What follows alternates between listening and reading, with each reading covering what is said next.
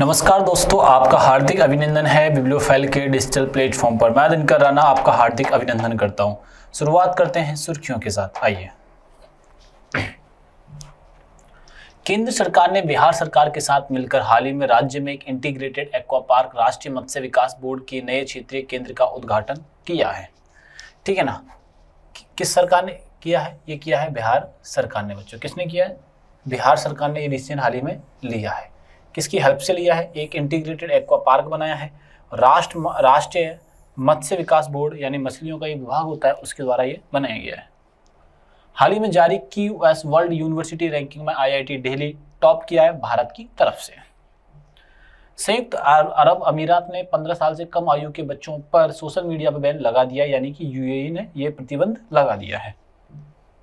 भारतीय प्रबंधन संस्थान IIM कलकत्ता के पूर्व निदेशक डॉक्टर सैबल चट्टोपाध्याय को नियुक्त डायरेक्टरेट में किया गया है। सांख्यिकी आयोग का अध्यक्ष नियुक्त किया गया है। हाल ही में राजस्थान और उत्तर प्रदेश, मेनली उत्तर प्रदेश ने 11 स्कूलों की केंद्रीय शिक्षा मंत्रालय द्वारा आयोजित स्वच्छ एवं हरित विद्यालय रेटिंग की सूची शामिल किया है, यानी कि यूपी की 11 स्कूलों को शामिल किया। ये बात आप लोग यहाँ से ध्यान में रखिएगा। 11 स्कूल CBSE ने हरित क्रांति लाने को लेकर, स्वच्छता को लेकर उसमें शामिल किए गए हैं। हाल ही में केंद्र सरकार ने किस राज्य सरकार के साथ एक्वा पार्क और नेशनल फिश डेवलपमेंट बोर्ड के क्षेत्रीय केंद्र का उद्घाटन किया है? बच्चों देखो, एक्वा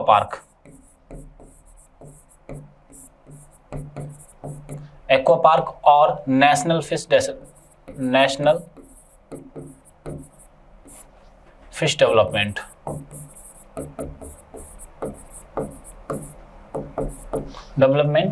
अभी क्या किया है? एक पार्क बनाया है। ये मछलियों की सुरक्षा के लिए होगा। मछलियों की सुरक्षा, मछलियों का उत्पादन बढ़ाने को लेकर, मछलियों का उत्पादन बढ़ाने के लिए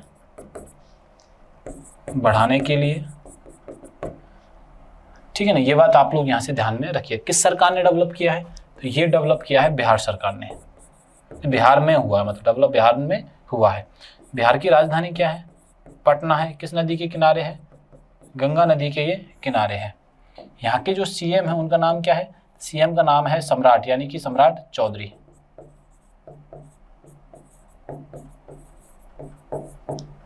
ये बात आप लोग यहाँ से ध्यान में रखिएगा। Answer is Bihar.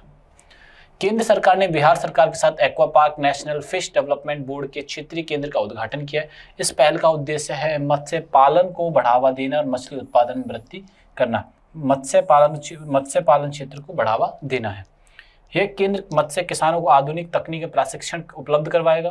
बिहार की राजधानी क्या है? पटना है। और यहाँ के CM नीतीश कुमार नहीं है, ये बदल चुके हैं, सम्राट चौधरी हैं।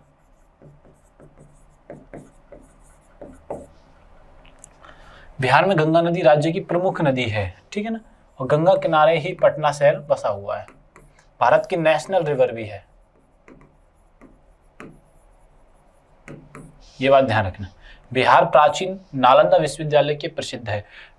नालंदा विश्वविद्यालय कहाँ पे है? बिहार में है। और किसने बनवाया था? तो ये कुमार गुप्त ने इसको बनवाया था। इसको तोड़ा किसने था?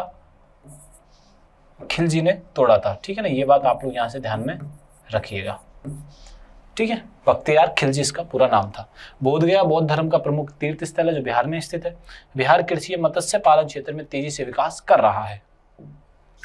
हाल ही में QS वर्ल्ड यूनिवर्सिटी रैंकिंग 2027 में भारतीय संस्थान IIT दिल्ली टॉप पर रहा है। कौन टॉप पे रहा है? IIT दिल्ली ने टॉप किया है। ये बात आप लोग यहाँ से ध्यान में रखिएगा।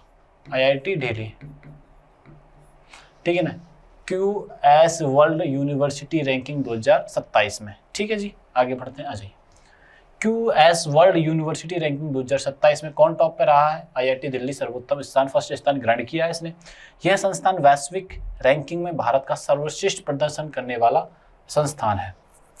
QS रैंकिंग में शिक्षा, शोध, नियोक्ता, प्रतिष्ठा और अंतरराष्ट्रीयकरण जैसे मानकों का मूल्यांकन किया जाता है। भारत की कई IIT और IISc ने इस रैंकिंग में बेहतर प्रदर्शन किया है। ये बात आप ध्यान रखिएगा। QS का पूरा नाम क्या है? क्वेरेल सिमंस है। QS वर्ल्ड यूनिवर्सिटी रैंकिंग प्रति वर्ष जारी करता है। आईआईटी दिल्ली की स्थापना 1961 में हुई थी और जो नई दिल्ली में स्थित है। आईआईटी दिल्ली की स्थापना कब हुई थी? 1961 में बच्चों हुई थी। ये बात ध्यान रखना, चाहो तो आप इसका स्क्रीनशॉट ले सकती हो। बात समझ में आई कि नहीं आई? ठीक है जी, चलो आगे बढ़ते हैं। हाल ही में सोशल मीडिया का उपयोग करने के किस देश ने न्यूनतम आयु 15 वर्ष निर्धारित की है? ठीक है ना, 15 वर्ष के बाद ही 15 वर्ष की आयु के पश्चात 15 वर्ष की आयु के पश्चात क्या होगा कि भैया आप सोशल मीडिया का यूज कर सकते हो। सोशल मीडिया का उपयोग कर सकते हो। ऐसा किस देश ने कहा है? यूएई ने कहा है। इससे पहले ऑस्ट्रेलिया कह चुका है, इसके पहले कनाडा कह चुका है, कंबोडिया कह चुका है। तो ये सारे देश ये कह चुके हैं कि भैया हम सोशल मीडिया का यूज बच्चों को नहीं करने देंगे। अभी हाल ही में किसने कहा है? तो हाल ही में कहा है यूएई ने। संयुक्त अरब अमीरात यूएई ने सोशल मीडिया उपयोग के लिए न्यूनतम वर्ष 15 वर्ष निर्धारित की है। इसका उद्देश्य बच्चों की ऑनलाइन सुरक्षा को बढ़ावा देना है। यह नियम डिजिटल सुरक्षा और जिम्मेदार इंटरनेट उपयोग को बढ़ावा देगा। यूएई ने साइबर सुरक्षा के क्षेत्र में कई नई पहल शुरू की हैं। यूएई की राजधानी क्या है? यूएई की राजधानी अबू धाबी और दुबई सबसे बड़ा शहर है इसका। यूएई की मुद्रा है दिरहम और इस यूएई 7 अमीरात देशों का संघ है। हाल ही में राष्ट्रीय सांख्यिकी अध्यक्ष किसे नियुक्त किया गया है? ठीक है, तो ये नियुक्त किया गया है सेवल चट्टोपाध्याय को। ये पश्चिम बंगाल के रहने वाले हैं। राष्ट्रीय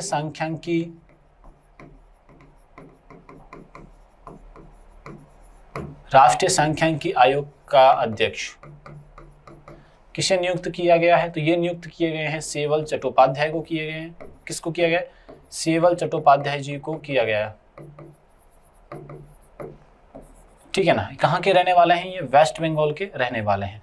वेस्ट बंगाल की राजधानी क्या है बच्चों? वेस्ट बंगाल की राजधानी आप ध्यान रखिएगा सारे बच्चे, तो ये कोलकाता है। राजधानी क्या है? कोलकाता है। किस नदी के किनारे है? ये है हुगली नदी के किनारे है। इसे और क्या कहा जाता है? सांस्कृतिक राजधानी कहा जाता है। ये बात समझ में आई कि नहीं है? वेस्ट बंगाल, बात ध्यान रखिएगा आप सारे बच्चे, ठीक है ना। सेवल चट्टोपाध्याय जी को किया गया है। ठीक है जी, आओ आगे बढ़ते हैं।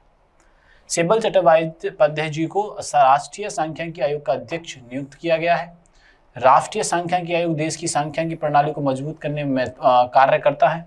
आयोग आधिकारिक आंकड़ों की गुणवत्ता और विश्वसनीयता सुनिश्चित करने का कार्य करता है। यह विभिन्न सांख्यिकी नीतियों पर सरकार को सलाह भी देता है। राष्ट्रीय सांख्यिकी आयोग की स्थापना हुई थी 2005 में। यह आधिकारिक सांख्यिकी प्रणाली में सुधार के लिए सिफारिशें करता है। आयोग सांख्यिकी आंकड़ों की गुणवत्ता पारदर्शिता पर बल देता है। भारत में आधिकारिक सांख्यिकी नीति का निर्माण पर यह आधारित होती है बच्चों। ये बात भी अपने को यहाँ से ध्यान रखनी है। हाल ही में किस राज्य ने 11 स्कूलों को स्वच्छ हरित विद्यालय रैंकिंग राष्ट्रीय सूची में शामिल किया है? तो वो किस राज्य से आते हैं? तो स्वच्छ एवं हरित विद्यालय रैंकिंग, हरित विद्यालयों की जो रैंकिंग में किस राज्य के स्कूल शामिल किए गए? तो ये शामिल किए गए बच्चों उत्तर प्रदेश के। उत्तर प्रदेश ने पिछले वर्षों में शिक्षा पर बहुत अच्छा काम किया है। पिछले वर्षों में शिक्षा पर कार्य अच्छा किया है, शिक्षा पर कार्य किया है। ये बात आप लोग यहां से ध्यान में रखिएगा।